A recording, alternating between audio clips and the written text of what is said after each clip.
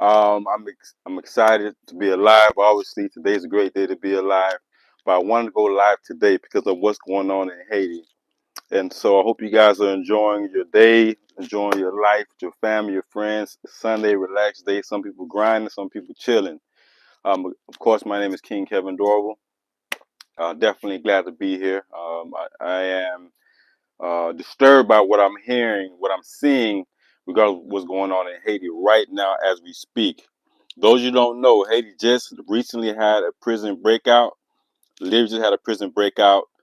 There's a prison made to hold 800 people, but there's literally 8,000 people housed, 4,000 people housed in a place only built to hold approximately about 800 people.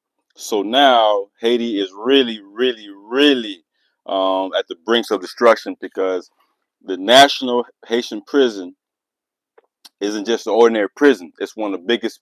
It's the biggest prison in Haiti. The sad part is that some of the hardest criminals were able to escape and get out. I mean, everybody damn near got out. Everybody who isn't sick or elderly, who could move, broke out, whether they were guilty or innocent. Now, and even before that happened, just yesterday, there was another situation going on in Haiti Friday where the police um, pretty much can't do anything. You know what I'm saying? But the gangs were shooting at the airplanes, causing the airport, Toussaint Airport, and the capital Port-au-Prince to get shut down, literally. So they're doing all this to scare Ariel Henry, who is actually in Africa right now, in Nairobi, signing a deal with the Kenyan president, William Ruto. Hey, what's going on, Al? So the thing is, you ask yourself, can it get any worse? You know what I'm saying? That's what a lot of people ask themselves. Can it get any worse? And yes, we are more than conquerors. Thanks for the compliment on my favorite shirts. I honestly can't believe that Haiti is in a situation that it is now, that has gotten so bad to the point where everybody's terrified. The police, the civilians, the children, the schools not opening, the hospitals shut down, the airport shut down. That's the capital airport. Now, there's another airport in the northern side of Haiti, which is Cap Haitien, which is where my people are from. You follow me on YouTube, social media. I posted that several times, especially when I was out there.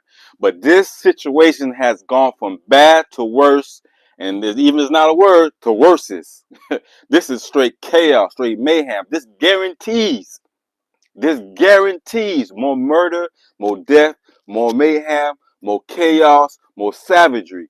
These were the most hardened criminals in Haiti. Now, even though this prison system in Haiti is like backwards, just like everything else. Whether you're talking about the educational system, whether you're talking about the government, whether you're talking about the judicial system, the police force, the infrastructure. I mean, it's just backwards. Now, in the prison in Haiti, they don't have, for the most part, digital records. It's all on paper. So if you're a prison inmate and you've been in there, you might sit in there 3, 4 years, 10 years, 12 years before you even see a judge. Especially if you ain't got no money. If you ain't got no money, you might kiss your freedom goodbye. Whether you are innocent, in America you're innocent until proven guilty. In Haiti, you guilty and proven innocent. Period. Now there was another prison break some years ago where some guys took a bulldozer and ran straight through the prison and they were able to escape. This time the gangs organized themselves to go ahead and strategically attack all the police stations and then hit up the penitentiary to release more gang members. So now you got an extra 4,000, possibly 33,000, 3,500. I'm assuming it's possibly maybe 500, 600 elderly or people who are disabled that couldn't really escape. Everybody else, the jail cells, the prison cells are empty. I just read an article, New York Times. I read the New York Times all the time, especially since the New York Times in 2022 when they made that 3-day series regarding Haiti. You guys remember that? Anybody read the article? Who's please leave a comment so I ain't thinking I'm crazy. They wrote a 3-day series article on Haiti and how France crippled Haiti. Ever since then, as a matter of fact, that was the start of my campaign, Stop the War Against Haiti, my GoFundMe, which is still active right now, which you can go check out and support on GoFundMe, or you see the link in the description of this video. Everybody, please like and share this video. I'm about to drop some knowledge, things I've been reading. Lord knows I'm just drenched in just reading content, whether it's books, articles, watching videos, writing. That's what I'm focused on, because my next book is called Americans and France's 1,000-Year War Against Haiti. Now, the situation when they broke out that prison in that prison some years ago, it was sometime after the earthquake, and it was a bunch of killers and rapists, murderers. I mean, they were just running the streets in Haiti. As a matter of fact, the tents. There's a video I'm getting ready to release part 2 of my what's the cost of education? What's education worth in Haiti for the children of Haiti? I'm going to talk about the portables, the portables and the tents that were donated to Haiti. What happened during that time in Port-au-Prince when that prison broke out some years ago? There were about, I can't even say how many, a couple thousand guys who escaped out of the prison, and they straight ransacked those tent cities where people who were victims from the earthquake, 2010 earthquake. They was running. All the women, most of the women were being attacked. They were being raped. They were being molested, sodomized. It was straight crazy. I mean, I remember watching the documentary, and it made me shed some tears. Now, I don't cry too often. People who know me know I don't cry. You know what I'm saying? It's rare that I cry, but seeing the mass amount of women who are sexually assaulted, even little kids, boys and girls, some of them getting AIDS, some of them just giving up on life, committed suicide because they were ostracized after being sexually assaulted. They didn't want to press charges. They didn't want people to know, because people look at you crazy once you were sexually assaulted, which was extremely disturbing. And so these women need mass counseling. These kids need mass counseling. Now you got these more gang members to add on top of the 200 plus gangs that's already in Haiti as we speak. What's going on, boss man? Real Zoe, man. Thanks for tuning in. It's very unfortunate at this time that Ariel Henry, who knows everybody wants him out from that position, so that the transitional government that can come in and start, getting some peace and order back into the country, because he's the illegitimate leader of the country as we speak. Ever since President Moise was assassinated back in 2021, July 7, 2021. During the whole COVID pandemic and all that craziness. Ever since Jovenel Moise, former President Jovenel Moise, died, things it's spiraling out of control. At this point, the people are completely fed up. If you think Haitian Americans who are in Haiti fed up, man, what you think that the Haitian Americans in America are doing? You know what I'm saying? Those who care, like I do. You know what I'm saying? Now, I don't consider myself Haitian American. I consider myself African Haitian, understanding my African ancestry. Even my mom and dad both from Haiti. I'm born and raised here in America, but I claim my African roots and my Haitian roots, because I understand the legacy. I understand the lineage. You feel me, of my people, and I empathize with my people. I feel sorry for my people, but I don't want to just be here talking, complaining. I seriously want to help do something about it. That's why we started Stop the War Against Haiti GoFundMe. That's why I'm completing my book, Americans and France's 1,000-Year War Against Haiti, Assassination of a Nation. That's why I protested in Washington, D.C., along with the Haitian Solidarity Group. That's why I protested in several other events going on regarding Haiti for the past few years, because I'm dedicated to being part of the solution and not just the problem. Now, biggest problem Haiti has right now, well, actually, it's not the biggest problem, it's a symptom, is the Prime Minister, Ariel Henry, who met up with William Ruto, the president of Kenya, to finalize the deal to bring 1,000 troops into Haiti. To bring 1,000 troops into Haiti from Kenya, police force. Now, to get this. Now, this one doesn't make any sense. Why are you sending a police force that's not trained to deal with a war zone? If you're dealing with a war zone, you want to be able to be able you want to be able to bring the military in, not the police force. The police force aren't equipped for this type of stuff. The police force in Haiti right now, the ones who hasn't ran away, who hasn't, because everybody running away from this. I mean, they're terrified. The police right now. I just watched the interview where a police officer stated, and he's down there in tears. The police vest he has on, he bought with his own cash, not from the police budget. He bought with his own cash, and the bulletproof helmet that he had on, and the gun he had in his hand, he had to buy these things with his own money. At this point, if this is the way Haiti is going, they're going to annihilate the country. It isn't just Kenya that's part of this invasion. It's Barbados. I'm going to give you it's several countries: Barbados, Chad, Kenya, obviously. Which other countries are part of this? You have, I'm going to give it to you right now in 2 seconds. You have Chad, because I was just reading it.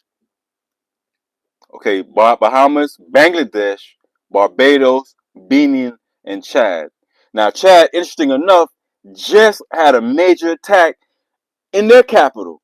So I'm like, if they just had a major attack in the capital, then I don't know how to pronounce the name. Now, Jirma, they were attacked Friday, and the opposition leader Yayo Dilio was just assassinated in the capital of Chad. So they dealing with their own mess over there. Not to mention Kenya, their police force is known for human rights violations. They can't deal with their own protests, their own people. So keep in mind, these are the type of individuals that the U.S. and UN are backing to come and cause more chaos, more havoc, to literally wipe out the population of Haiti. Now, you're going to hear this from me. First, you're going to ever hear what I'm saying right now. Haiti is honestly always been, since the inception in 1625 when France enslaved our African brothers and sisters in West Africa. They literally made Haiti a plantation society. It has never changed, even up to 2024. From 1625 to 2024, Haiti was always and will always be under the current system. I'm not saying it can't change. It must change, obviously. Haiti was always a plantation society, or plantocracy. Plantocracy. I always say that. Plantation crossy. Whatever, how you ever say it. Democracy made on the plantation. Plantocracy. Am I saying that right? They want to literally, you know, it's obviously an oligarchy. Only few elite people rule it, funding the gangs, getting them guns and money. On top of that, how they getting all these big guns? You guys ever took a look at the kind of guns they have over there in Haiti? These gangs have, what they have in their hands. Man, these people got AKs, they got M16s, they got grenade launchers, they got drones, they got they don't stole a armored vehicle, and they donated, they gave it back to the government after the government had to pay them some money. These gangs aren't your ordinary, gangs with bandanas like Bloods and Crips and, Latin Kings and nothing like that. These guys, some of them are actually not necessarily gangs, but there are people who want to defend and protect their community. So that's why they arm, to protect their area, their zones. There's 9 departments in Haiti. Port-au-Prince is the capital of Haiti. And thanks to America and OAS, Organized American States, they centralized all the power in Port-au-Prince. So if you cripple Port-au-Prince, the capital of the nation, which only been the capital since 1771 when they moved from Cap Haitian, that's a whole nother story. But if you suffocate the capital, now you literally, destabilize the whole country. The whole country ain't gonna move, and that's what we're seeing today here. Thanks for tuning in, Tamika X. So what I want you guys to understand here is that what's going to happen, because the United States have already showed their hand. You know, in poker, they say don't show your hand. You know what I'm saying? People have their poker face on. The United States already showed you what time it was back in 1915 when they invaded Haiti for those 19 years, 1915, 1934. But what most people don't know is that even before then, back in 1889, the U.S. showed they had interest by trying to steal. There's an island called Nicolas St. Maud. Nicolas St. Maud is an island just north of Haiti, off the northern coast of Haiti, but it's part of Haiti. The United States wanted that land so that they could go ahead and turn to a naval base so they could gas up their ships, for the Marines. But Haiti wasn't going for it. You know what I'm saying? Haiti had a strong sense, a strong government, at least for the most part. People who were in power, elected officials in power, cared about the nation. So they refused. They're like, man, get the F out of here. We ain't giving you this land. Not only did the U.S. want that land, they wanted Haiti. This is how backwards the U.S. look at Haiti. The paternalistic, that they look at Haiti as their children. American government has always looked at Haiti as their children. They literally, thanks, Mose Nicholas. Thanks for thanks for dropping that for me. But now you know what I'm talking about. They sent our good brother Frederick Douglass to be the ambassador to Haiti. They sent him to negotiate with the government of Haiti, right? They sent him to negotiate to say, not only do we want you to give us this land, we want you to pay us for taking it from you. Think about how backwards that is. Because they figured since France tried Haiti back in 1825 with that indemnity tax of 150 million francs to pay France for Haitians gained the victory for the independence. So they've never respected Haiti. This is the premise I'm trying to give you guys so you understand, have a full spectrum of what's really taking place here. Not only didn't they respect Haiti then, they don't respect Haiti now. They robbed Haiti, changed the constitution at gunpoint. U.S. Marines changed Haitian constitution at gunpoint, which I was telling y'all. A lot of y'all saying, "Oh yeah, he talking crazy. He know what he talking about." They've been stole Haiti's independence. They've been didn't respect our sovereignty. As a matter of fact, they stole our sovereignty. They stole $500,000 worth of gold bars in Haiti National Bank, which wasn't Haitian owned anyway. It was really a French owned bank, but that was Haitian money in that bank. The money that we were sending off to France for 122 years. It took Haiti 122 years to pay off that big ass loan, which is equivalent to about some experts say from $30 billion to $115 billion today. Had Haiti had any type of that money right now, we wouldn't have the corruption to the level we have it now. If anybody been to the Caribbean, raise your hand. I've been to several countries in the Caribbean. Anybody been to the Caribbean? Drop a comment and let me know which country in the Caribbean you've been to. I've been to Bahamas. I've been to Jamaica. I've been to DR. And I've been to Haiti.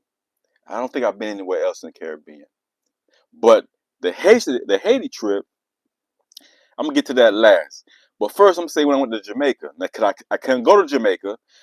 I couldn't go to Haiti and back when I wanted to because of the earthquake back in 2010. Because that's when I went to Jamaica instead. Okay, it was a group trip. Can't go to Haiti because of the earthquake.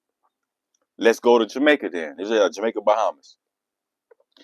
Go to Jamaica. I find out, you know what I'm saying, how business running in Jamaica. If you get doing something illegal in Jamaica, you slap the police with a few bucks, they're gonna let you go. You get caught with some weed, they're gonna let you go. Get caught speeding, they're gonna let you go. But you gotta break them off though, right? That's corruption, right? To a degree. I don't know how high corruption goes in Jamaica. In Bahamas, you slide a couple guys some money, they let you slide and do some things. Haiti is the same thing. DR, you know, the prostitution and the just the criminal ring between the police, the prostitutes, and the pimps and the hotels, all that's corruption. So the point I'm trying to make is all the Caribbean islands, they have some level of corruption. Actually, every government have some corruption. The United States government, look at that. Trump just got to pay $45 million, you know what I'm saying, for some scandal he got involved in. as the U.S. president. So what I'm trying to tell you guys is that the corruption in Haiti would have never taken place, and it wouldn't be in a dilapidated state that it is right now. Now, the video that I'm coming out with on, you see it on TikTok. You guys follow me on TikTok, Instagram. It's regarding the educational system. Because I want to say I'm an official educator, even though I have a lot of passion for education, a lot of passion for the children. If you know who I am, you know my resume. Google King Kevin Dorival right now and check my resume. Because I was saying, you guys, people support a lot of people out there and all these celebrities who make good, big noise online, but don't got nothing real in their resume they did for their community. I'm one of the real ones that's still alive today. Hey, bless up, Manuel Linda. Thanks for tuning in. Haiti, Bahamas, Console, and DR. That's true. That's true. I appreciate that. So, everybody who tuning right now, man, please show brother love, man. Like this video, share. I don't care what platform you on. Share it, like it, comment, all that good stuff. Now, what's going on in Haiti now, the government has gotten so corrupted. I mean, polluted with so corruption that most of the political officials there don't give a damn about the people. And this is what we are seeing right now. What we're seeing right now are the children of the corn. These Haitian kids grew up, a lot of them grew up in poverty because over half, 50% of the population is, below the poverty line. I mean, how you gonna function if everybody hungry? What kid is gonna focus in school if he hungry? What little girl gonna wanna do her best, do her homework, and she can't even think? You can't even think to sit down. You probably can't even sometimes pick up a damn pencil. The orphanages in Haiti. It's like all of these issues, it's just piling up more and more and more and more BS on top of BS. And now we're looking at these kids, children of the corn, growing up to be terrorists. Children are supposed to be a blessing to the community. Children are a blessing to the community. They're supposed to do. Good kids. Respect the elderly, respect their parents, respect themselves, and respect the other children. As adults, we're supposed to raise our children so that they can be a blessing, not just to us as parents. I'm a father of two beautiful baby girls. You know what I'm saying?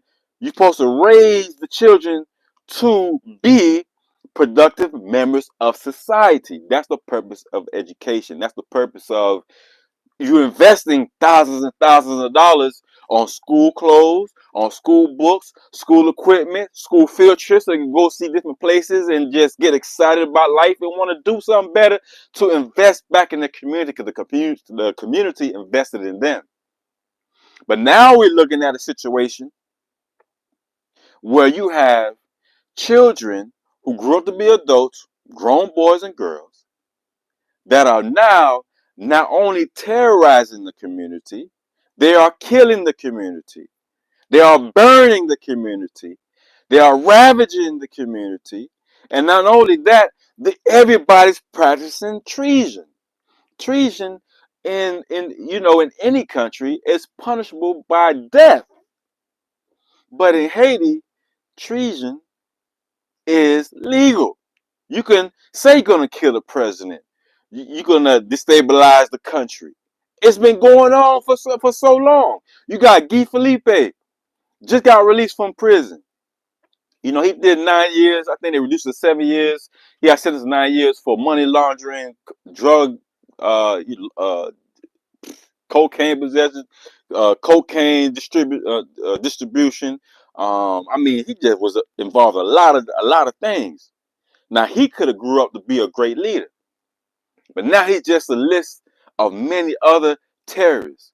Barbecue, Jimmy Shimize Barbecue, Haitian gang leader G9, and G9 is a combination of many other gangs forming together to form a coalition to take over the country because the country is not taking care of itself, not taking care of the people.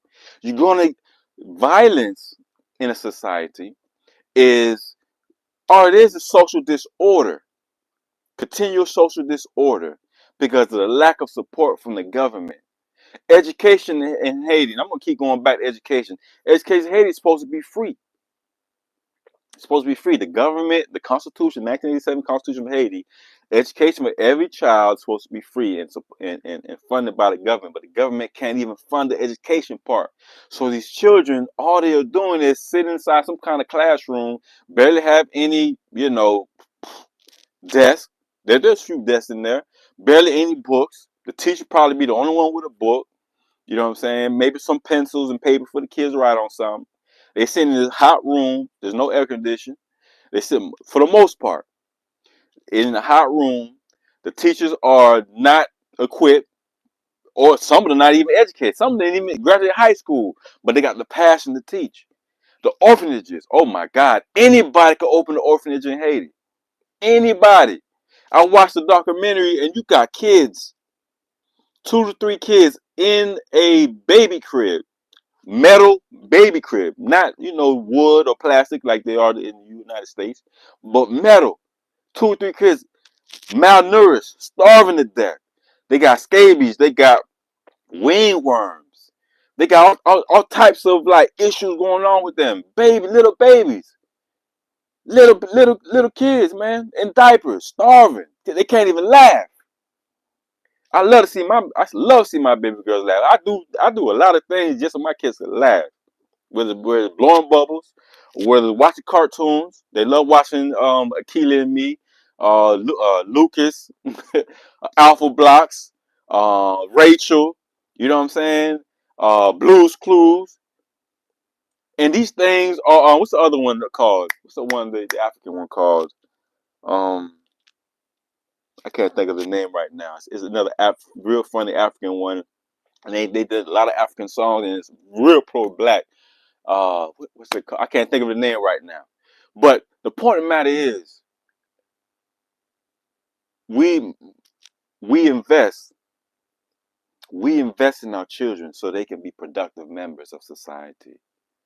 Education system in Haiti has rarely ever gone, and never been, where it's supposed to be because of the lack of the government.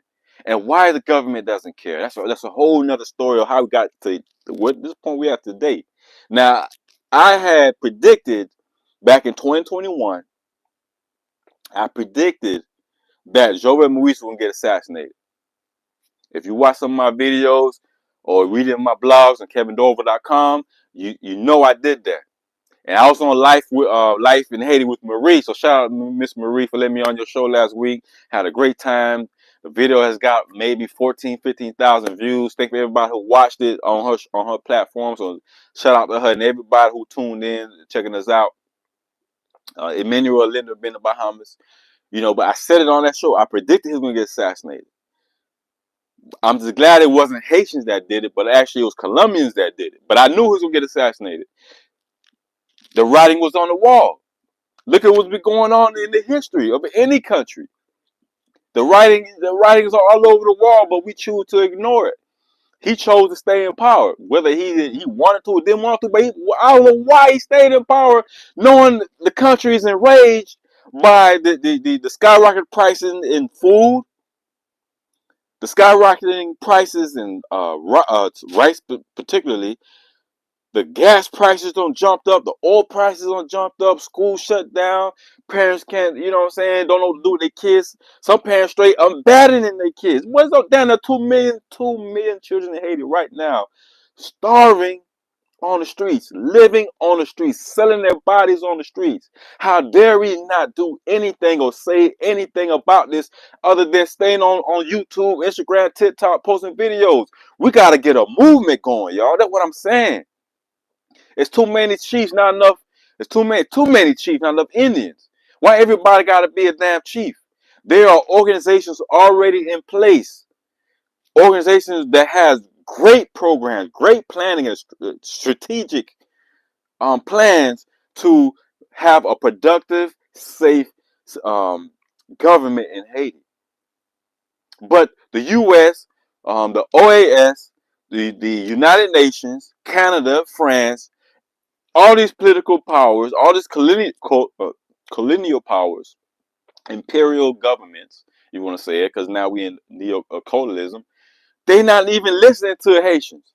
They had a big meeting in Ottawa, Canada, in a hotel.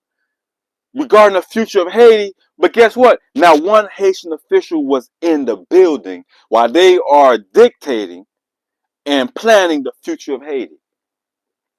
Now, one thing I do agree with President Henri and Jimmy Cesare Barbecue.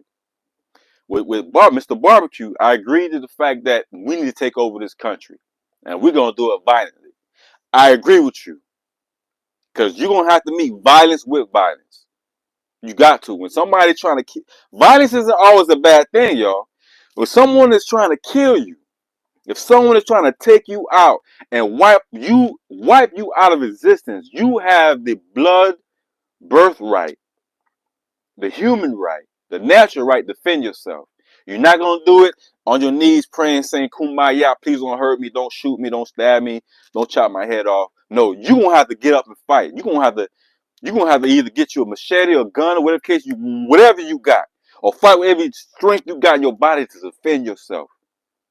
And you might have to take them out to do it. You might have to kill them. Unfortunately, that's the reality of the world. I don't mean to sound harsh or just drastic, but this is a real situation here. Jimmy's saying we gotta take it away, take our country over with violence. We gotta get these guns up. Now, I'm not with the pillaging the towns and burning everything and et cetera, et cetera. No, because you're scaring everybody. There has to be a way that we can talk and sit down peacefully and to go about a new day for Haiti. And that goes with a new government, new constitution. Like I said on Live with Marie, make sure y'all go to her YouTube and subscribe to her. We have to be able to plan a new government, new constitution, new educational system, new infrastructure, which Haiti has been lacking for the past few decades. The educational system is one out of every six. At one point in time, one out of every six kids in 1940, one out of six kids were able to go to school. One out of every six. And if you're going to school, you're going to school in a private institution, because a public institution ain't happening. The government ain't paying for it. They don't got the money to do it.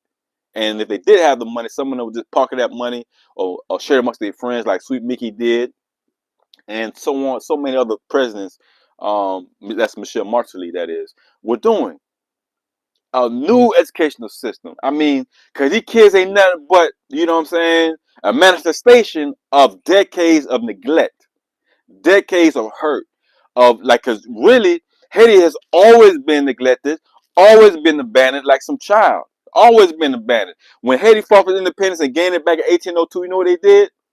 All the powers of the world turned their backs on Haiti. All the powers of the world turned their backs on Haiti. Why did they do that? Because they were afraid. They were honestly afraid of Haiti ever being an independent nation and being able to place that spirit of rebellion and revolution and freedom, to spread that quote unquote disease of freedom and one of my independence. They didn't want that spread in their plantation society. The United States turned their backs on Haiti immediately. Thomas Jefferson, third president of the United States, immediately turned their backs on Haiti. Jamaica, Governor Williams, they immediately turned their backs on Haiti. France turned their backs on Haiti. And when I say turn their backs on Haiti, they would not recognize Haiti of having its independence. Like, how are we going to recognize a country that has its independence, that fought and gained its independence, its freedom, blood, sweat, and tears, while we have tons and tons and tons of thousands of enslaved Africans right now in our land? So, you know, America, the South, the Southern, the Southern states, you know what I'm saying, the Union, they literally went to war to keep slavery. That's how much they depended on the enslavement of our brothers and sisters. That's how much they wanted our blood, sweat, and tears to make them rich while we remain poor. So when I say, yes, Emmanuel, there's a big prison breakout, brother. Thousands of people escaped from out of there. I mean, and people are just dying left and right. It's not going to get any better.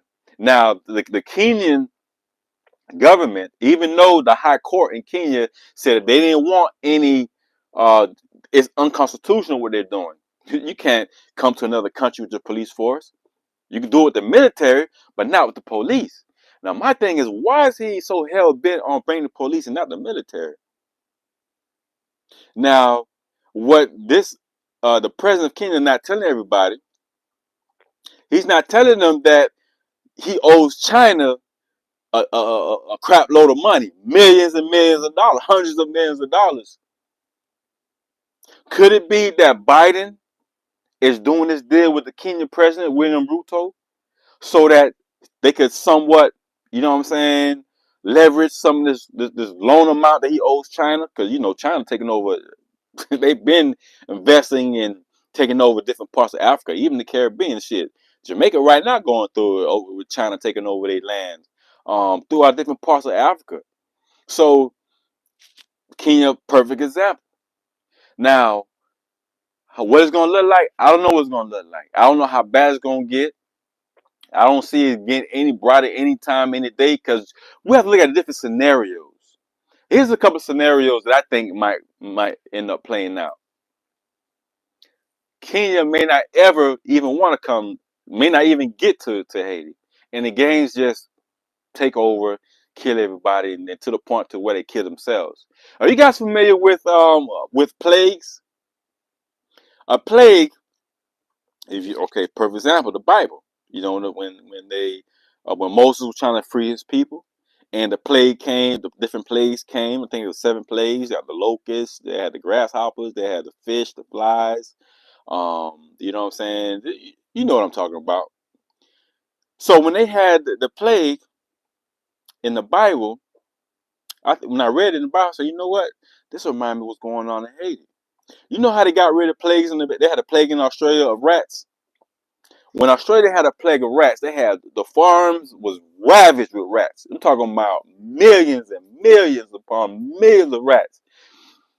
I mean, it was so many rats that when you look at if you watch these rats at night with the cameras, the night vision cameras, you will see an ocean of rats at night. Like when I say ocean, what I mean by that, you see the eyes glaring. You know, the lights hit the eyes at night, it glares. Any type of animal, you know, and as they're, you know, as far as you can see, number of rats. I mean, talking about for acres. This was like of biblical proportions. Do you know how the rats got rid of them? How they got rid of the rats?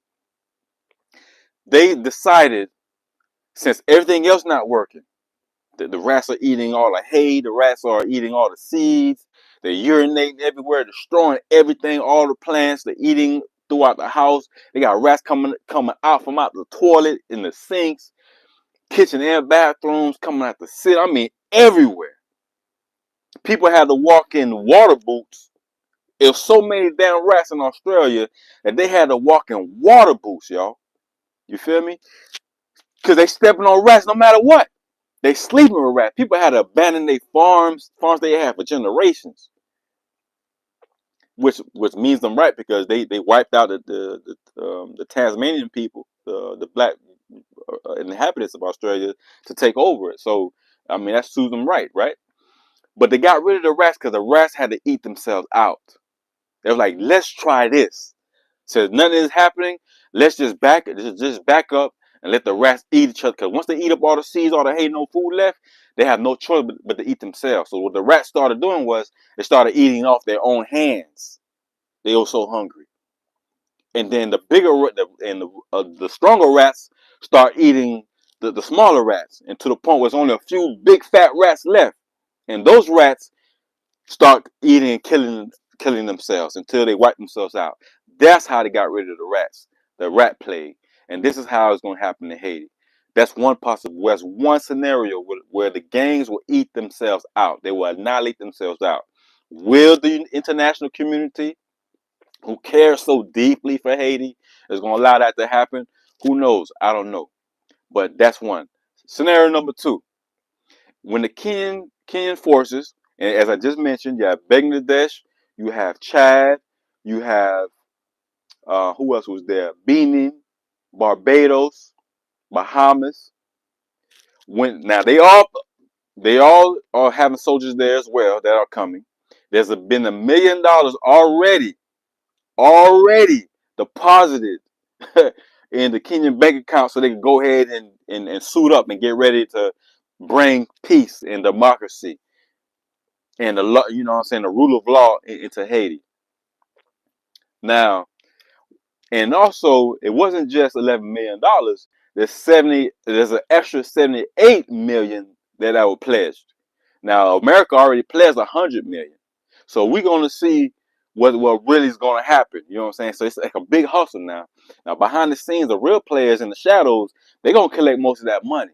Some of it will make it to the military and police forces, a multinational force backed by the UN. And unfortunately, the UN and the US not gonna step foot in Haiti.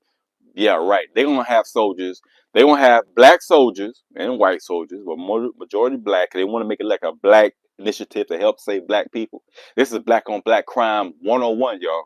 If y'all listen and read any books by Dr. Amos Wilson or Dr. Francis Cress Wilson, and you know what I'm talking about, they're making it seem like we're doing this for your own good. Now, what's going to happen is another scenario. Number two is that when these police forces come, it's going to be, I would say, about 5,000. You got 1,000 from Kenya, probably another 500 from this country, another 700 for this country. I'm guesstimating because you got over 2,000, possibly 3,000 gang members. Matter of fact, the gangs is the number one employer in Haiti right now, y'all. The number one employer in Haiti. And the benefits ain't all that, but you're gonna eat free and you're gonna I'm not gonna say what I was about to say. I'm not gonna destroy, you know what I'm saying, the vibe, but there's some more graphic things I would like to say. But I'll save it for another time. Another video perhaps. They're gonna come in and they're gonna attack the Haitian people, the civilians, because you can't tell the difference in civilians and the gangs because everybody dressed normal. Everybody dressed regular. This ain't no everybody fatigues and fatigue jackets and hats and shoes and uniforms and with vests and you know what I'm saying? No, they're dressed like civilians. So guess what? These police, multinational police force that's coming in, they getting trained. They getting trained for this. They're not even trained. They going to get trained. What's going to be like a 2-week training, well, 2 weekend training somewhere, shooting guns and taking orders. You know what I'm saying? Or having a list of a hit list of who they're gonna take out, the gang leaders they're gonna take out. Like the 400, what is it? 400 Wuzo, the G9, what man? They got so many crazy names. I can't even keep up with it. But they gonna come. They gonna wipe out everybody in Port-au-Prince. Everybody, every adult male, every teenager and adult male, look from 15 and up, who look like they might be part of a gang. They gonna shoot them. The women probably gonna run, and I pray to God the women right now, y'all man, get the hell out of Port-au-Prince right now. That is not the spot to be at. That is for a woman or girl. Get the F out of Port-au-Prince for real. So if you got family members in Port-au-Prince that are female, I would really honestly say any young kids, get up out of Port-au-Prince because they're gonna wipe them out. They're gonna wipe out the males, and also I can see these gang leaders using women and children as shields. I've seen it done before in other countries. Haiti is no exception. They're gonna do it. Hey, what's up, Marie? Hey, I just gave you a shout out. Shout out to A Lifetime with Marie. Y'all make sure y'all check out my girl. I mean, holding it down in Haiti, man, giving genuine information about Haiti, man. I feel your passion, sister. You know what I'm saying? I feel you. Reza, hey, what's going on? Hey, thanks for tuning in and everything. I agree, bro. It's totally not going to get better. It's women and kids, both boy and girl, who should get out because those devils are sick who coming. Sick ain't the word. They are sick is not the word. They are savages. When I watched that documentary some years ago, when them prison inmates got out that prison, and there's been several prison breakouts for the past 10 years. The one that just happened yesterday is the biggest thus far, the biggest in Haitian history.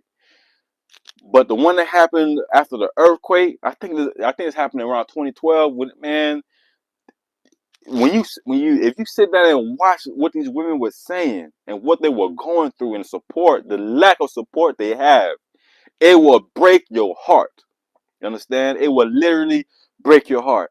And so I definitely want you guys to, if you got people in Haiti right now, Port-au-Prince, they already talking about it, man. Get those women and kids up out of there. Because one, the Kenyan forces are coming. I would say they will be there before the end of March. They're probably gonna do a 2-week weekend course, you know what I'm saying, on bringing the peace. And this is a war zone. This should be literally a military intervention of African countries who have joined a coalition together, send about 3 to 5,000 troops. If we can't come to terms and peacefully get the gangs put their guns down. Now, here's the interesting thing. Back in 2016, if my memory serves me correct, 2016 might have been May or March 2016, the African Union. And I've been to African Union up there in New York. African Union building is literally across the street. Up there, it's that Manhattan. But anyway, they're across the street from the United Nations, right? So I had a meeting. Shout out to Queen Mother up there in New York. Shout out to David. Hope you know they both tuned in.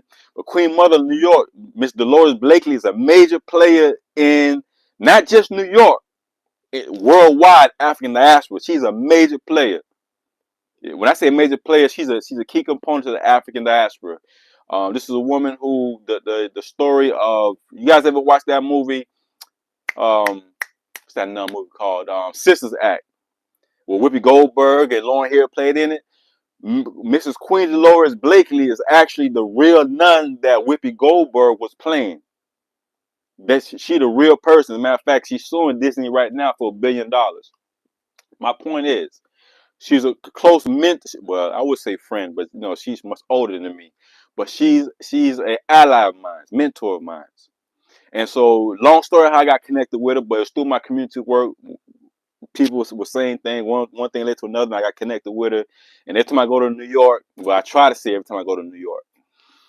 But this is what I'm trying to say here. She invited me to a meeting at the African Union the day before they had this youth conference at the United Nations building.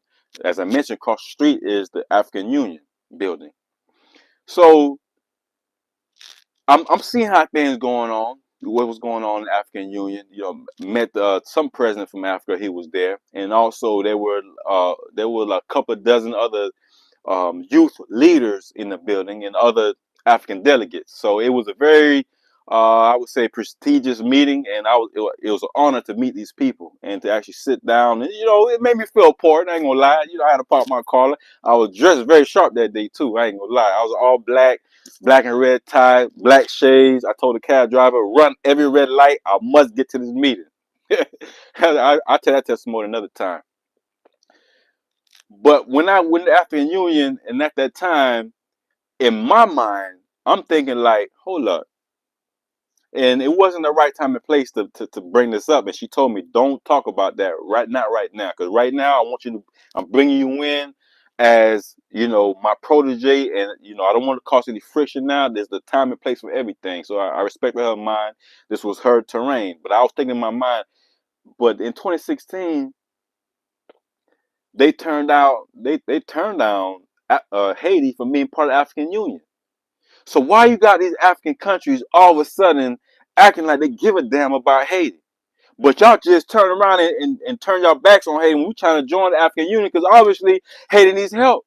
They put all these embargoes to make sure Haiti can't do business internationally with other countries. But now all of a sudden y'all want to support Haiti now? All of a sudden 2024, but 2016, y'all told us we got to handle our own business because we're not part of the African state physically, geographically, even though over 90% of Haitians are direct descendants of African countries. Even myself. I mean, I took my DNA test. No, my DNA is from out of Benin, which is the homie, back in the day, the homie. The Congo, and Nigeria. But most of my DNA is from out of the Congo. Now, my mindset, I'm all thinking the homie. Because, Toussaint Louverture's great grandfather was one of the kings, in the homie. But to my surprise, most of my DNA, over 30%, is from out the Congo. So I have, I won't say ill will, but I was deeply disturbed, and a lot of African brothers and sisters that I know and that I don't know were disturbed and bothered by the fact the African Union, knowing the state of despair Haiti is in, knowing the level of dilapidation Haiti is going through, the degradation, the embarrassment, the starvation, just the foreign policies towards Haiti, how it's literally crushing the country, but y'all not gonna allow us to be part of the African Union. But now you have Bahamas, you have, well, Bahamas not in Africa, but it is, African state or African people. But you have Benin, Chad, and Kenya. Now it could be a few other African countries, but why now they want to give a damn, but they won't let us in the African Union? And it allowed all these other European countries to be, to sit on the board, to be what do you call that? I want to say, um, a visiting partner, whatever phrase they use for people who are not actually in African Union, observer, to be an observer of the African Union. Now I got love for my African brothers and sisters. I got love for my people. If you black, you in with me. Don't think this Haitian pin, Haitian flag behind you fool you. I love all my African people. All my girlfriends, all have been black. Seat warmer. Yeah, you right, Queen Darlene, the seat warmer. Actually, if any African nation should come, it should be Senal Alliance only. Yeah, until Haiti part African Union, they shouldn't come in. Exactly. And that should be the point. Thanks for saying that, RZA. But you know what though? You know what though makes it so crazy? Right now, elections are coming up, right? A lot of politicians, Jamaica just had the local election the other day. But even in America, we have our elections right now. You know what I'm saying? Coming up. So you're gonna see a lot of crazy charges coming up. People getting impeached. What do you call that? Those campaigns where they just those sleazeball campaigns where they just throw people under the dirt.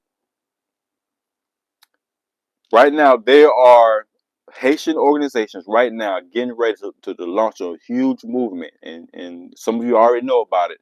They are going to fight to push out there that as a Haitian community in America, we are not voting in the next election. We are not voting we're not voting for, what I'm saying, not Trump, not that Miss Haley, not any of these people. We're not voting.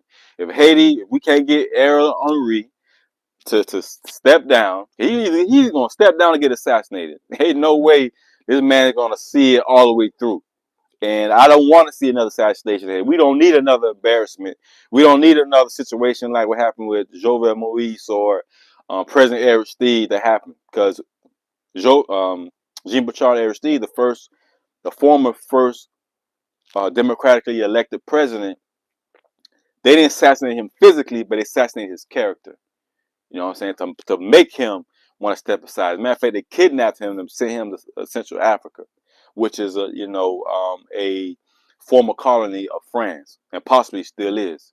And it's unfortunate that in this day, 2024, that as we stand here right now, Haiti doesn't have any elected officials in power. Ariel Henry is not elected. He was, Jovenel Moïse appointed him, but he didn't get sworn in, so he's not official. So this man is signing these big documents with these other countries, pleading to the United Nations, etc., and he has done nothing physically to help curb the gang violence to the point where the gangs are running the country. The gangs are the number one employer of Haiti as we speak. There's no way a constructive, productive society can move forward with such atrocities. There are last year, 2023, over 5,000 deaths in Haiti. 5,000 deaths in Haiti 2023. I don't know what the numbers is for this year, 2024, but I tell you one thing though, if this does not change, if this does not get dealt with, there's going to be an annihilation of thousands of more people.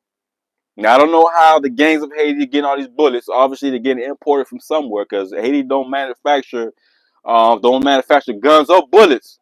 But they got tons of guns and bullets out there. And the one guy, Gilbert Biggio, this guy's the only billionaire living in Haiti. A billionaire. He has properties all over the place, definitely in Miami. He has his own private port. And if I'm not mistaken, the port is called uh, uh, Port La Pat. I'm going to tell you right now. What's the name of this port? Port. I'll tell you right now the name of this port. Give me 2 seconds. All right, BGO. It's a private port. I can't find the name of it right now, but it's in Port-au-Prince. I do know that. This man has a private port in Haiti, and guess what? He can get anything. He already got caught, get caught with some guns that was shipped to that port. And it's a free trade port, which means that it barely gets, it's barely insecurity to check what's going in and out. Man, this man could have tons of cocaine, tons of guns, tons of bullets. Shit, for all intents and purposes, he could even have children being exported out of Haiti, which is another issue. Sex trafficking, organ trafficking. I mean, with these ports, it's dangerous. It's dangerous. Somebody please put up the name of that port that's in Haiti. His name is Gilbert Biggio, Bigilio, or something like that, if I'm not mistaken. But he's the only billionaire in Haiti. Somebody please post that inside of, the questions here, because I would love to. Um, I'm probably gonna pull it up anyway because I have it in my notes. But I have so many notes. Port New Orleans, not that one. I'm gonna tell you right now the name of this port that's in Haiti that is privately owned by this guy. Port. Where are you? All right, here it is. Port Lafito. Port Lafito. That's the name of the port. And I'm gonna tell you this other thing about this port, and you're gonna see more information about this in my book, Americans and France's 1,000-Year War Against Haiti, which you can go ahead and pre-order. Pre-orders are available. All right. So along with his son, Reuven Biggio, Gilbert and Reuven Biggio, who controls a company called GB Group, was founded in 1972. And he's the only billionaire living in Haiti, probably one of the few billionaires of all the Caribbean, but he lives in Haiti. Because he's exploited. You know what I'm saying? You can easily exploit it. They have everything. They control damn near everything in the Haitian economy: construction supplies and fuel, offering households necessities like cooking oil and food. He also branched out in Dominican Republic on the Hispaniola side of the country. As you know, that's on the eastern side of the country. Haiti's on the western side. And he also has offices in Aventura. Aventura is a spot in Miami. Now, this individual, much of what he bought or sold or consumed in Haiti is likely to be touched. Everything in Haiti is touches his hands or someone in his family's hands. Where's that? Okay, here it goes. And also, another thing I want to tell you guys: how is that Haiti was able to get to the dilapidated state that is in now, and the government being ineffective, inactive. Actually, the government right now as we speak is silent. The police officers, there's a police officer that made a report in Haiti, and you can read this in the New York Times. He said that if the gang members that's in this prison gets out, it's all over for everybody. That's what he said. So for him to say something like that, especially right now with what's going on in Haiti, and that the officer said that it is over with for all of Haiti if these gangs get out. God, they out. As a matter of fact, I read somewhere it wasn't only just one prison break in the Haitian National Police, Haitian National Prison. There's another prison that was also in Port-au-Prince that the people were broken out of as well. So you gonna have they're gonna have extra 2,000-3,000 people that are gonna join these gangs that they were part of or former leaders of these gangs, and now they don't cause more havoc. Hey, Miss Frollo, how you doing? Thanks for tuning in. So Miss Furlow, she has a great channel as well on YouTube. Please check her out. I've been on her show a couple of times as well. Thanks for the love and support. As a matter of fact, Miss Furlow came to my Haitian art exhibit, Haitian art and cultural event that I had last year in Atlanta, October in Atlanta. It was a great event. Do you think it was done on purpose? Yes, Darlene asks whether Darlene Stewart asks whether or not these breakouts were done on purpose. Yes, it seems what they said that in the article is that before it just seemed like attacks were sporadic and they were like individual, you know what I'm saying, gangs had their own intentions on the kidnapping. You all know about the kidnappings and killings and et cetera, and the pillaging of the communities, burning houses, et cetera, et cetera. But with the prison, with the prison break, the situation that made it so different is that the prison break seemed like it was done strategically. Because first they knocked out all the police stations. They I don't even know how many police officers were killed already. A lot of police officers literally left their posts. They abandoned their posts because of they were getting killed. That's how serious the situation is in Haiti. So the article was saying in New York Times that the fact that they were able to so quickly get the police officers out the way and go straight to the prison. This was their intentions the whole time. And another thing is they want they sent a message to Ariel Henry. Matter of fact, Jimmy Cesar, he actually said something. He was talking to the press and he was saying that we don't want him to come back. So they literally want to place fear in Ariel Henry not to come back to Haiti. And as I was reading the article, it reminded me of what happened in Rwanda back in 1994. Now, even though I was 14 years old at the time, but I did a huge project in college on the genocide happening in Rwanda. If any of you guys ever watched that movie Hotel Rwanda, you have a good idea of what I'm talking about. 2 million people died in 100 days after the airplane.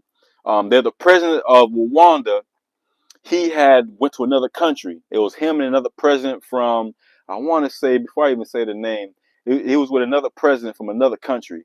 And as they were landing, the plane was hit in the air with a missile. So this happened April 6, 1994. The aircraft carrying Rwanda president Juvenal Habyarimana and Burundian president Krypton. I can't even start trying to say that name. Both of them Hutu. No, yeah, the Hutu and the Tutsis fighting against each other. So was shot down with surface air missiles as their jet prepared to land in Rwanda. Millions of Rwandans lost their lives after that fateful night. 2 million dead in general. You know, the military plus the people. And when the airplane was shot down, they got a new president who's Tutsi, Paul Kagame, who also admits to ordering the assassination of the president. Now, the France made it their business to do the investigation, and they closed the investigation and not gonna reopen it against the president. A lot of people believe that Paul Kagame is the one who set up the whole assassination attempt. They might use them to attack the villages' diversions. I would be surprised if the prison break is to recruit them for future operations. Oh yeah, and to be honest, Reza, to be honest with you, and thanks also, Reza is someone who pre-ordered my book, and I appreciate y'all. And thanks for the support. And she's right.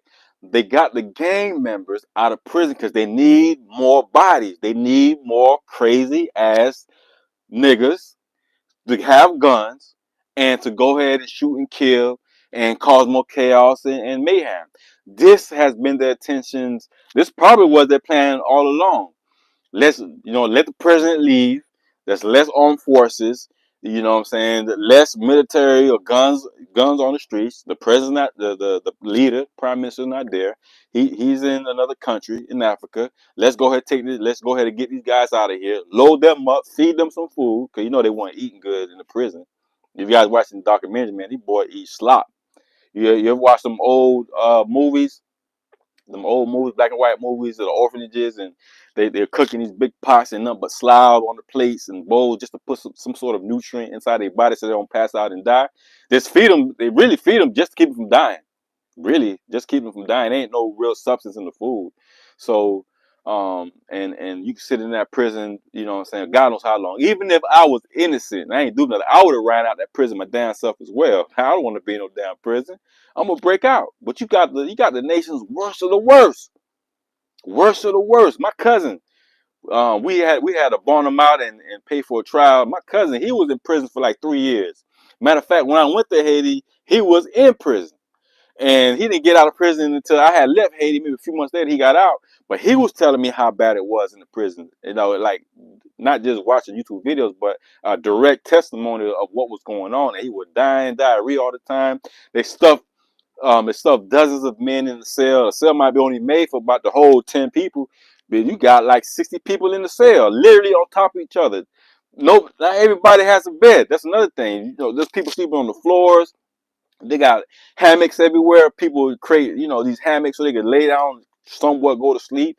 You know what I mean? Not able to take a bath every day. You know what I mean? You might get 2, 3 baths a week, if that. I mean, it's crazy.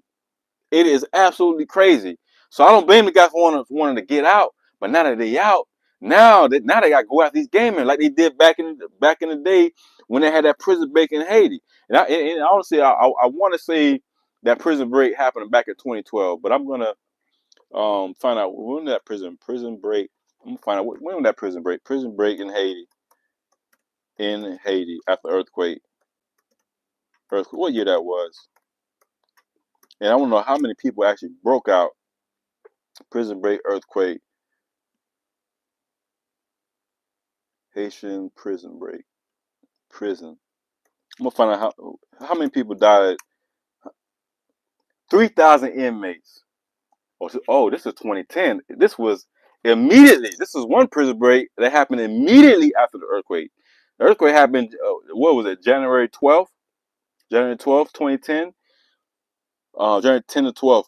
When the 3,000 inmates in a central prison in Port-au-Prince unexpectedly gained freedom, courtesy of the earthquake, everybody knew they would be headed to Set Soleil, the poorest area of the city, in the major streets where they could vanish. 3,000 at that time. 3,000. They terrorized the community, man. I mean, it was like unleashing a dungeon of demons. Like demons escaping the dungeon and just flying everywhere and just causing havoc, attacking everybody.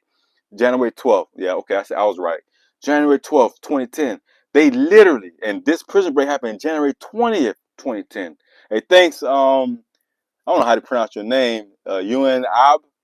You got a nickname or whatever, but that earthquake allowed them to escape. But then there's another prison break where actually they ran a bulldozer. That's what I want to find out. The one where they ran a bulldozer through the back walls, and everybody just ran out. That was absolutely crazy. Absolutely crazy, man. Absolutely, man. It was a damn uni. You and I. Well, I appreciate your support. So this is all the type of situation that's going on in Haiti. I don't know what's going to happen next, man, but I just hope people stop, you know what I'm saying, just talking about the issues. What are we going to do about it? Are we going to support the initiatives that are on the ground already? Because there needs to be a protest in Washington, D.C. again. I can't wait to do that. As a matter of fact, I just text some of my partners about a move I want to make. And does not involve Washington, D.C. You know what I'm saying? But I talk about them a little more, you know what I'm saying, another date. Because even those who are watching this video, who giving me the thumbs up, I appreciate it. Thumbs up, thumbs up, thumbs up. No thumbs down, thumbs up. Give the thumbs up. I'm going to share this information at a later date. But it needs to be protests in Washington, D.C. There also needs to be protests in the Capitol Hill directly.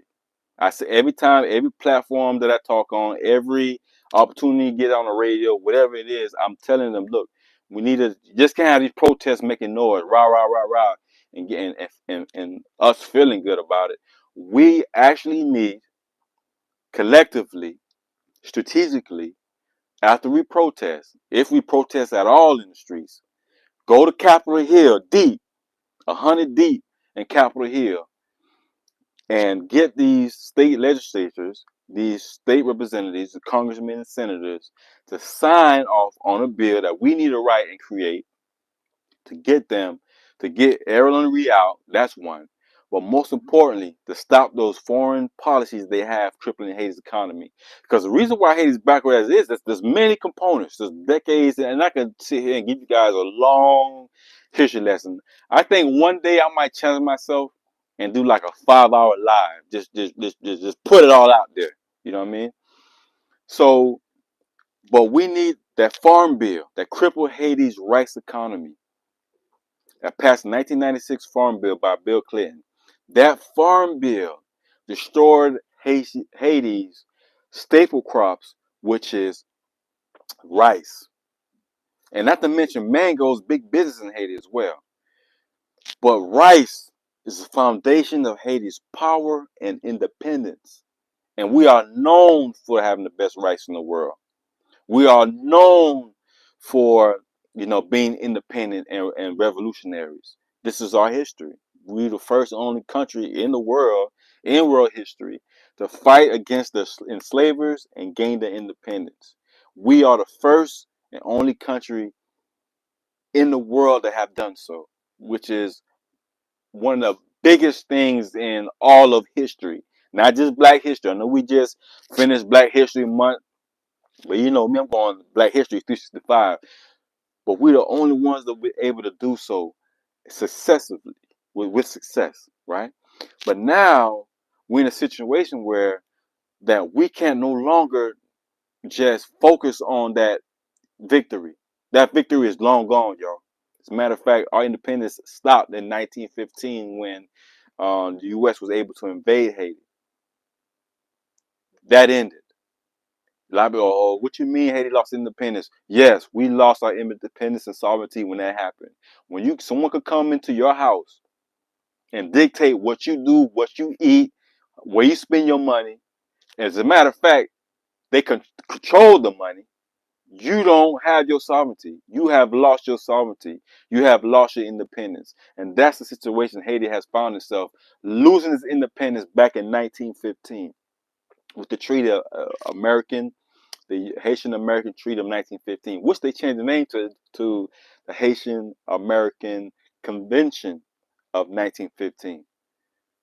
So that you can't really find information. But I'm telling y'all what it is. And I have it all laid out in my book. I have a great case that I placed in the book on the reparations case for Haiti. There is no other country in the world today, even though Namibia was awarded $1.2 billion last year from Germany, but they rejected it because they didn't want the money. Because Germany, what Germany did, they literally wiped out down near the whole population of the Rumbi and Haruru people. Literally, damn near wiped them out. Execution order was given, over telegraph, wiped them all out. So what Germany did, they starved them out. They killed them, starved them. The ones who retreated, they gave up. They ran them out to the desert, starved them out, and then killed them and put them in some kind of island, some kind of prison camp where they tortured them. All kinds of. I was like, oh my God, what kind of people is this? And you wonder why people like Malcolm X was going around saying white devils. Look what they've been doing. You read the books like the white what's that book called by, I don't remember the name of the author, but he wrote a book called White Man's Inheritance. You know what I'm saying? How this is what they do. This is what they do. This is what they've been doing. You feel me? This is what they've been. Read the book, Destruction of African Civilization by Chancellor Williams. Or you can read the Blueprint for Black Power by Dr. Emmons Wilson. And you can see the history. You can see how the savagery of the Europeans towards African people. Now, I know not all Europeans, all white folks are devils, but a lot of them are. A lot of them were, and a lot of them still are. They trying to recolonize Africa right now.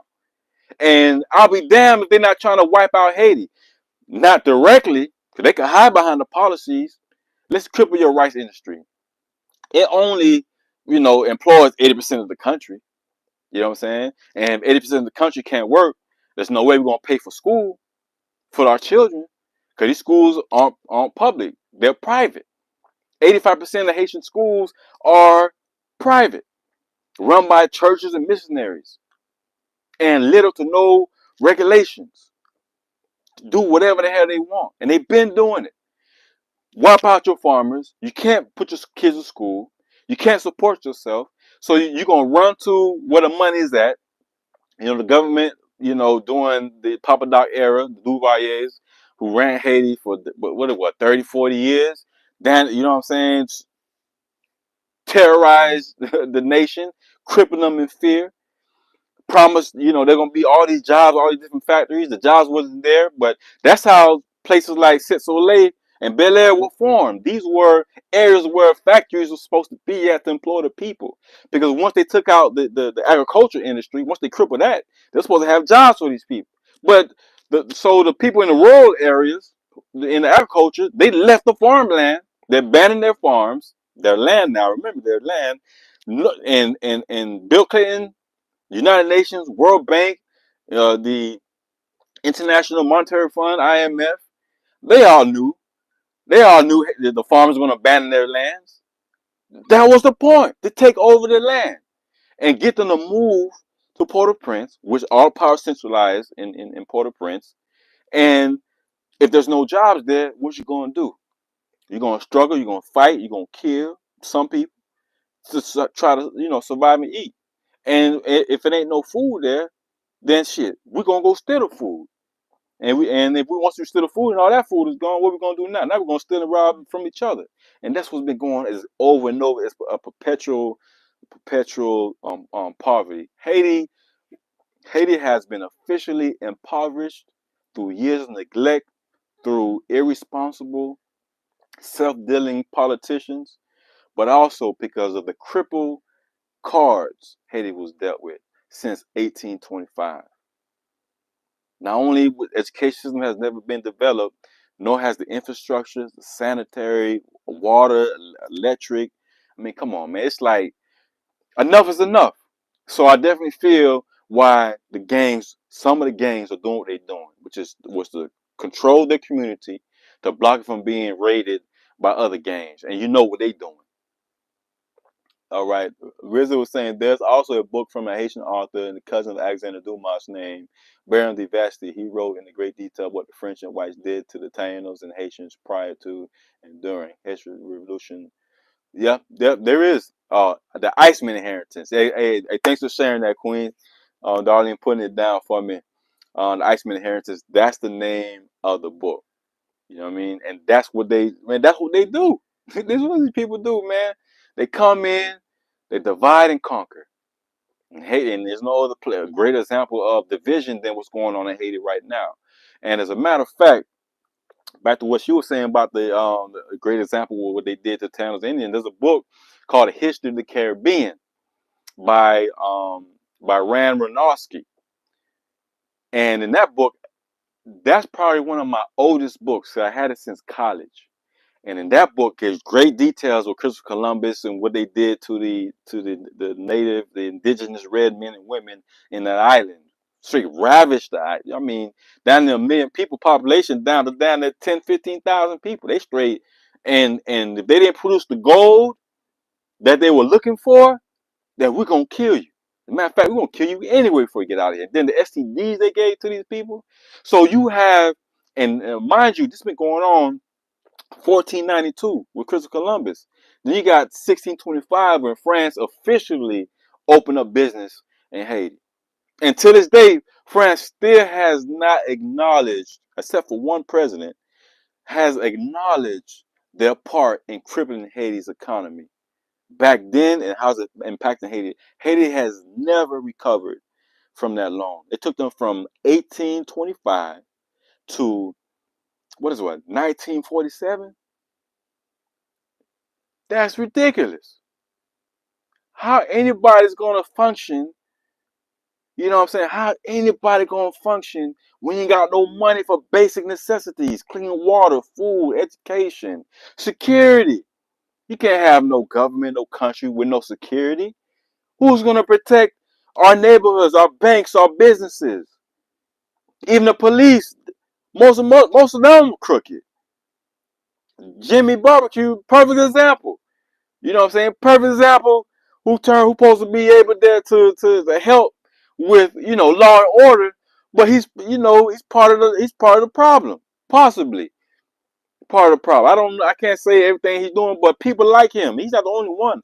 A lot of these gang members are actually police officers or former police officers.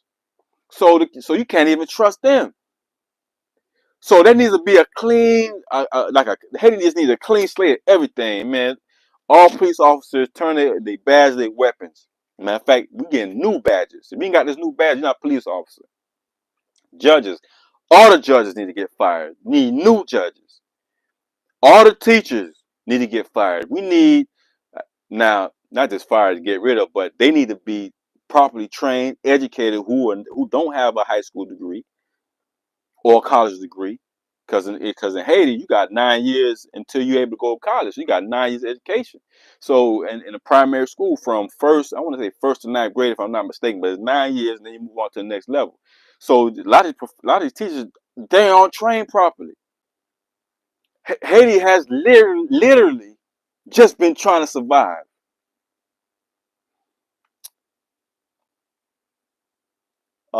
DiCaprio, tell Diddy he can run up in this hole for 1 million. I guess some hellhole, I guess, huh? Yeah, both the Dessalines Christophe, second in command, wrote some powerful books and news articles, and some you can find online for free. Jackie, right? There's a book that I have.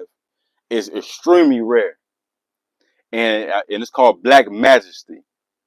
And just by holding it, you can tell it's an old book. And it's a biography written about Henry Christophe. And I've been living to read this book, but I'm so inundated in reading books like this one, Damming of the Flood. Now, I just did a recent video, a live video on YouTube about top 10 books to read for self-development, empowerment, and Black history. And so I went through the books that I read. But this book here isn't as old of content regarding 1804. This is more of the current events that were going on in Haiti since, I would say, since the days of Papa Doc. You know what I'm saying? And this book here is like 400 pages by Peter Haywood, Damming the Flood, Haiti and the Politics of Containment. This book has taught me so much about my country. As a matter of fact, it taught me more than I wanted to know. I didn't want to know all these political group names. Group Tech Kale. You know what I'm saying? That's one. It's crazy the names they come up with. But it taught me how deep the corruption is.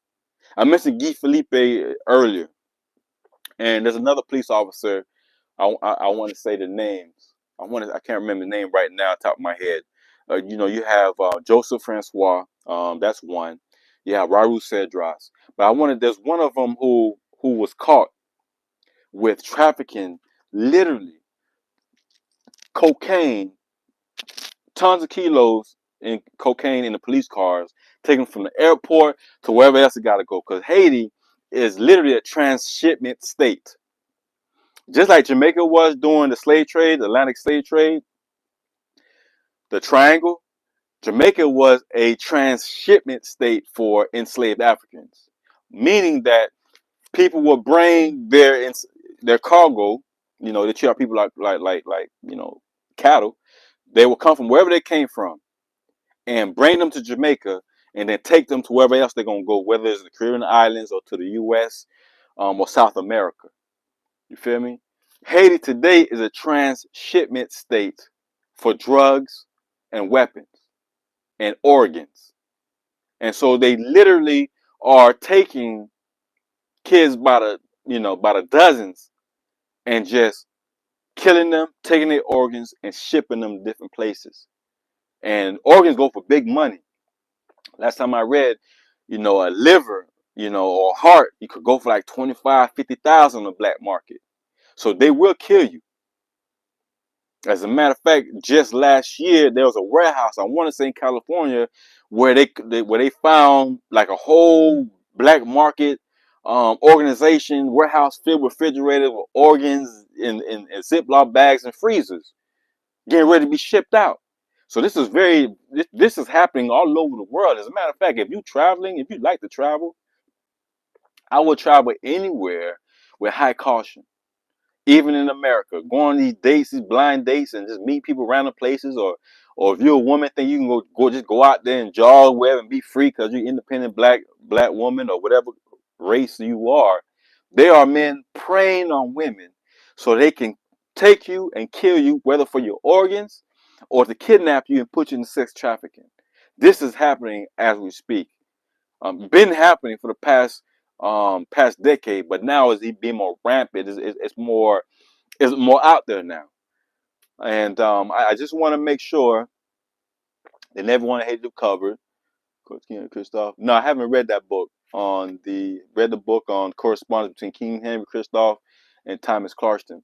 But you know what though? I have read the correspondence between. It wasn't in a book. Actually, it wasn't a book, but it wasn't a book. It was in a book. The correspondence between Toussaint Louverture and John Adams. John Adams was the second president of America. Many people don't know, even though there's an embargo, it was illegal to trade after John Adams, obviously. But other countries weren't messing with Haiti like that. But America was still doing a lot of business with Haiti. Haiti's one of the main business partners. It was a reciprocal, mutually beneficial relationship in trading. We give you good crops, sugar. As you guys know, Haiti supplies 6% of the world's sugar. 40% of the world's coffee. I mean, huge plantations, was the most richest colony in world history. There's never been a colony more richer than Haiti. During the slave trade. But during the slave trade, Haiti was doing big business, huge business with America. We give you sugar, we give you rice, we give you corn, you give us guns. And that's how we was fighting. As a matter of fact, Toussaint was getting ready to take the war. Thanks to C.L.R. James' book, The Black Jacobins and the Haitian Revolution. Haiti was getting ready to take the war to the slave coast of Africa to fight the Europeans on the slave coast, y'all. They stopped them from enslaving our people from, the land, the villages, and take them to the boats. You know what I'm saying? Like in what country that is that has the point of no return? It's a castle somewhere in the slave coast. I want to say the Ivory Coast.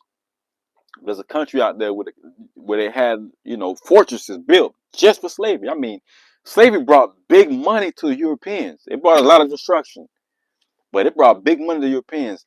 The Toussaint Louverture was literally getting ready to take the battle to, to the slave ports to stop the Europeans from enslaving our people. That alone made it, to me, he's already my biggest hero. But when I found that out, he made it was officially Avenger, Ghana. Yeah, I was gonna say. Thank God I ain't say it. Ghana. He was bringing the war to them. Like, look, we Toussaint was like, look, we got our independence, even though it wasn't claimed at the time. But he ran all of Hispaniola. By 1801, Toussaint ran the whole island. DR Haiti was one island under Toussaint. He was getting ready to take the battle straight to Africa to stop them from the slave trade. He was going to cripple the whole system. Now, I would have wished that Toussaint, and I probably should say this for another conversation, but I'm going to say this. I would have rather had Toussaint took the battle to America, because America was a small country. America was nowhere near as big and powerful as it is today. Back then, America wasn't nothing. It was just Haiti had over 500,000 enslaved people. By 1789, there was about 500, 600,000 enslaved Africans in Haiti. A couple 100,000 in Jamaica, Martinique, Trinidad. But America probably had a few thousand, maybe 50,000 total, all 13 colonies. Haiti had 500,000. You feel me? So Haiti could have taken that fight to America. That's what I wish would have happened. But I think because of the relationship he had with John Adams, he wasn't going to do that. He was like, I'm respect our relationship with you. You know what I'm saying? You're a good white man to us. You doing good business with the black folks in Haiti. We're going to let this slide. And also, what I wish would have happened And I'm sure he was thinking about it, that Toussaint would have took the fight to Jamaica. You feel me? Because Jamaica was already, the Africans in Jamaica was already fighting. Matter of fact, Bookman and Makandar both from out of Jamaica. They were definitely Bookman. I'm not sure where Makandar was from. But they both were, you know what I'm saying, from out of, supposedly from out of Jamaica, from whichever part of Africa they came from. You know what I'm saying? So the Maroons, you know what I'm saying, the people that was fighting in Jamaica, they were already about that life. Not just there, Carriacou Islands as well. There's a big rebellion, the Tula rebellion in the Carriacou Island, which is north of Venezuela, north of very northern small island top of South America. They had a big rebellion that lasted about a month. But if Toussaint was really thinking about, okay, we're gonna start the white man, but let's start these small battles first. Let's take over these small islands first. Jamaica, Trinidad, Bahamas, Cuba with the Spaniards. Let's take over these islands first. Let's go or jump off in America. If they ain't with our program, let's take over America. We don't took over the islands. Now let's go to the slave coast. But like Napoleon said, he didn't kidnap and kill Toussaint because he, you know what I'm saying, just hated black people. Because he did. He wanted to stop the march of the blacks. When Napoleon got wind that Toussaint was getting ready to take his soldiers, who by now are battle tested soldiers, they beat the best of the best. The French army was the best of the best at that time. They were the world superpower. When Toussaint, I don't know how Napoleon found out, possibly a spy. Haiti always had sellouts. Lord have mercy. Haiti has always had sellouts. Ain't no army or country never had no sellouts, but Haiti had some of the biggest sellouts. Pétion, Alexander Pétion, and Jean Boyer, those two guys, those two mulattoes, they too.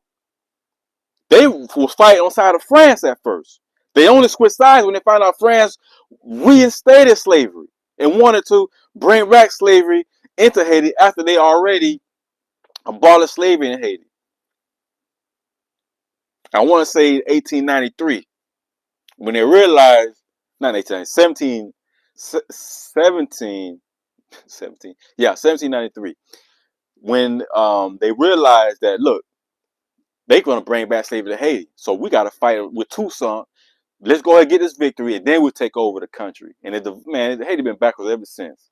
So from the inception, once they kidnapped Toussaint and killed him in the Alpines mountains up there in France, froze to death, starved to death, died of pneumonia and starvation. That was pretty much, you know what I'm saying. From then on, Haiti was like, you know, the power was reaching for power. Everybody trying to get power. Henry Christophe, Jean-Jacques Dessalines, and he got assassinated. They say possibly by Alexander Pétion and his men.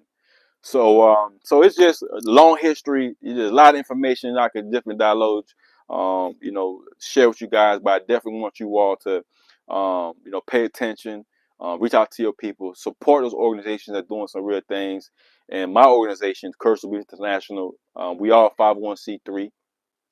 Been a 501c3 for the past 5 years, and you know, I just hope, you know what I'm saying, that we can gain more support for our GoFundMe, which you will see in the description of this video. If you go to the description of the video, even if you don't donate, just go to it, share it to your Facebook. You know what I'm saying? Share it, let people know. If you could donate $10, you can donate $100, you can donate 1,000.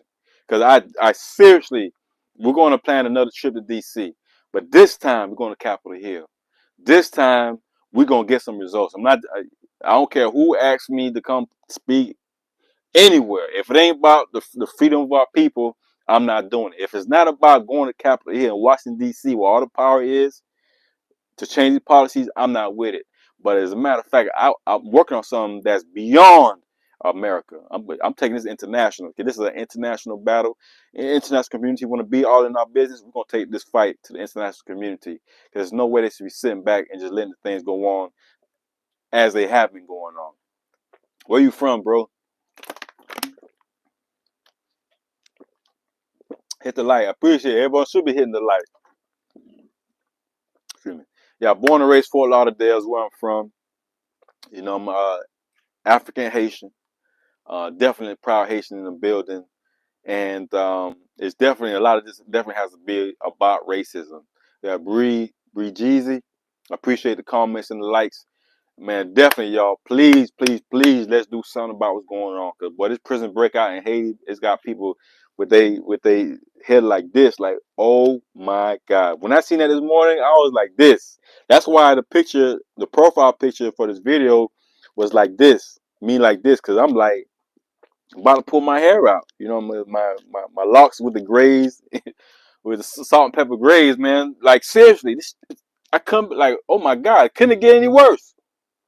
Could it get any worse? And you know what? An old school person told me back in the day, whenever you're going through something, don't ever say, can it get any worse? Because guess what? It most definitely can.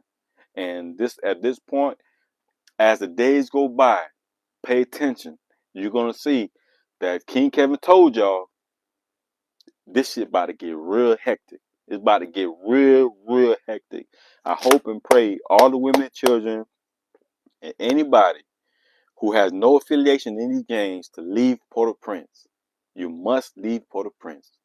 It's now they on a demon tour. Um, so where are you, Big Greasy? You said there's no racism here. I don't see any racism, but I'm sure it happens somewhere in the world. There's definitely racism in all kind of places, man. But definitely, y'all, look, it's been fun on this live, man. It's like, you know, I love to hear any questions you guys may have. Drop the questions, drop the comments. You're in England. What's up, man? Well, you know, I was in England, London a few times. And you know, I appreciate the love that I got from out of London, man. You know what I'm saying? Shout out to folks in London. You know who you is. Black Ice TV, shout out to you. Sister Queen, how you doing? Shout out to you as well. There's so many other names out there, man, who really showed me a lot of love out there. You know, really Rich, Big Rich, what's up, man?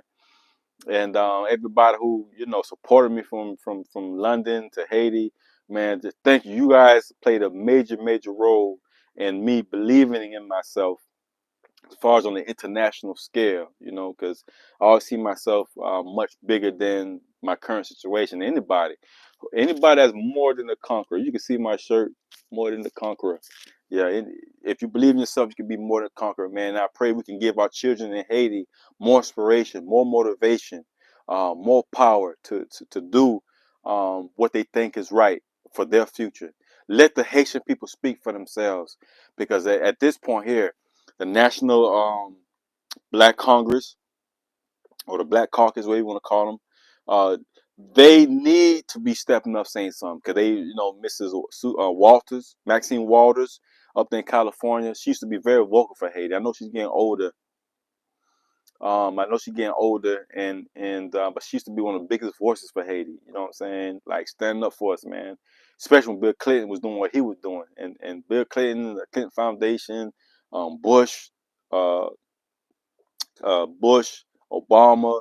You know, when they did that Bush and Clinton, you know, whatever you want to call it, initiative to help the relief effort in Haiti, that didn't do anything. They put all that money into their pockets. Barely any money went to the Haitian government, but all the money went to the NGOs and their management and for their hotels and their fancy foreign cars, the Benzes, the Beamers, the Hummers, the bulletproof cars, and little to nothing for the people, man. They got like what, $969 billion and only built 6 houses.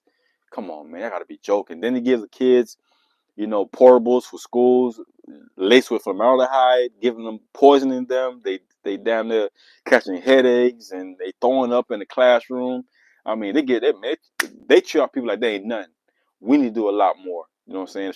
To show our peoples, man, that we care for them, and we can't do it just online. We got to really do the real old school. You know what I'm saying? Hit the ground. Like the civil rights movement here in America, they had back in the 50s and 60s when they were protesting. We need to protest. We should not be voting for this in this election, because obviously we're not a constituent of this country or any of these presidents, because they never give a damn about Haiti. From Bush to Obama to Clinton to Trump. I mean, what have they done? Nothing but promise not gonna deport Haitians, and that's another situation. The deportations of Haitians without due process, that's illegal against the Geneva Convention. So not only are Haitians are trampling over the human rights of other Haitians, the international community is doing the same thing, especially in America. Right in our face. Shout out to brothers and sisters of Great Britain. For real, man. And but anyway, y'all, man, I appreciate y'all love and support. I get back to my book, you know what I'm saying? That's what I've been working on right here. You know, a lot of research and articles. But see this notes here, you guys can't see it. But I just want to show you guys. See these notes right here? This is probably by itself probably 50 pages worth of notes for my book. Then I have the actual Microsoft Word document. That's another 200 pages already written. So I'm getting it done. And the book will not be ready this year. I'm gonna have to update my website. It won't be ready this year. There's these 2 more articles I want to do it, and one trip out the country to go ahead and you know, put some real genuine work, authentic research and work into this book. But I have to go to another country to do it. I'm not gonna say which country it is, but that's what's happening. But anyway, it's been a pleasure and a blessing. Enjoy y'all Sunday. I'm glad to be able to get on this live. I haven't done a live like this in quite some time. Almost 2 hours. You know what I'm saying? Yeah, but not enough of us good. Too much evil. Almost 2 hours on this live. I appreciate y'all support. Appreciate y'all checking in, chiming in. If there aren't any more questions or comments, concern, definitely go ahead and jump up out of here. But prayers to Haiti, all right? Bless up. Thank you. KevinDorval.com. Support the movement. Peace.